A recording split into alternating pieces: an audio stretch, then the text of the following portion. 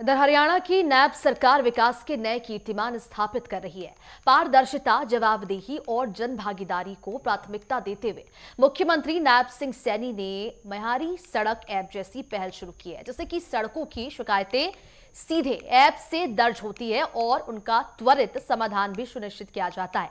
इसी बीच मुख्यमंत्री ने ऐप की समीक्षा की है। इस रिपोर्ट में आप भी देखिए।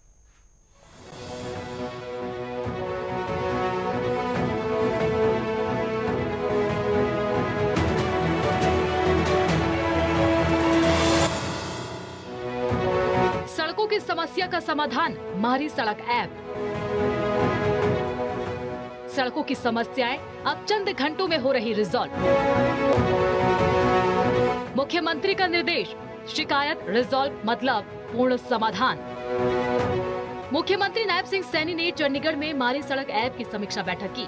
इस दौरान मुख्यमंत्री ने संबंधित अधिकारियों को स्पष्ट निर्देश दिए हैं कि आम जनता द्वारा भेजी गए शिकायतों के पूर्ण समाधान के बाद ही शिकायत को रिजॉल्व करें। साथ ही ऐप पर अपलोड हर शिकायत को वेरिफिकेशन के बाद विभाग अधिकारियों की जिम्मेदारी सुनिश्चित करें। माइनर और मेजर दोनों शिकायतों का अलग अलग वर्गीकरण कर निश्चित समय अवधि में उनका निस्तारण भी सुनिश्चित हो सके। इसके अलावा मुख्यमंत्री ने किसी शिकायत को बिना निस्तारण के बंद किए जाने पर संबंधित अधिकारी पर जरूरी कार्रवाई के निर्देश भी दिए। हरियाणा के आधारभूत ढांचे को नई ऊंचाइयों तक ले जाने के लिए नायब सरकार लगातार कार्य कर रही है और पारदर्शिता, जवाबदेही एवं जन भागीदारी को प्राथमिकता बना रही है।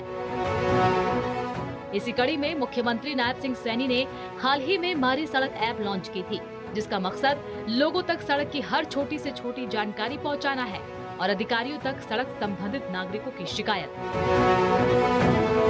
मुझे खुशी है जब भी कोई व्यक्ति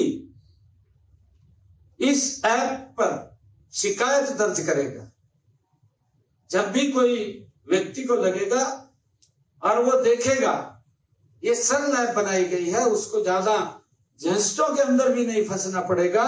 जब भी इस ऐप पर वो अपनी शिकायत दर्ज करेगा, यह उस ऐप को संबंधित जो उस विभाग का, क्योंकि एक छोटा विषय नहीं है, अभी बताया भी है, एक सड़क का जियो टैग से जोड़ा गया है।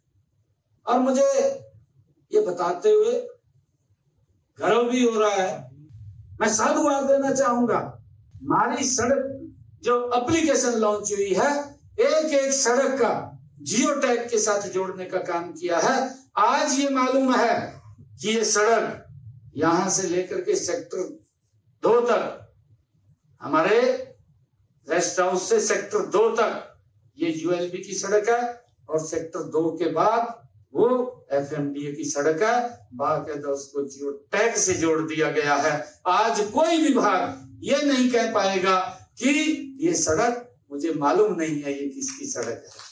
आदरणीय प्रधानमंत्री जी का जो विजन है, आदरणीय प्रधानमंत्री जी की जो सोच है, ये भारत ये विकसित राष्ट्र बने और विकसित राष्ट्र में सबसे बड़ी भूमिका ये हमारे इन सड़क मार्ग की है।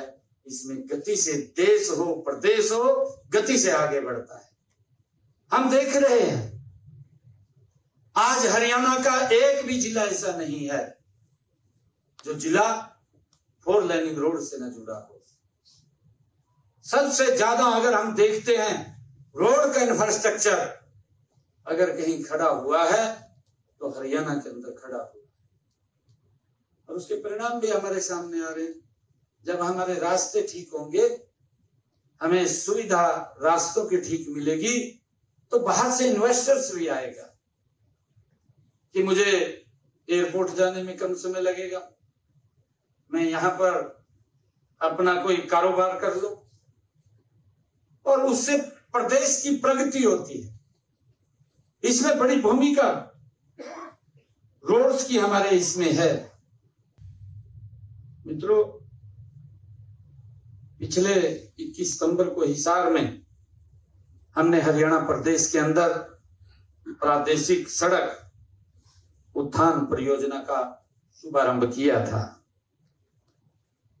हमारी सोच थी, क्योंकि हमने पिछले दिनों विधानसभा के अंदर इस बात को कहा था कि हम इस वर्ष कोई भी नई सड़क नहीं बनाएंगे, एक भी सड़क को हम टूटा हुआ नहीं रहने देंगे, हर सड़क का नवीनीकरण करेंगे।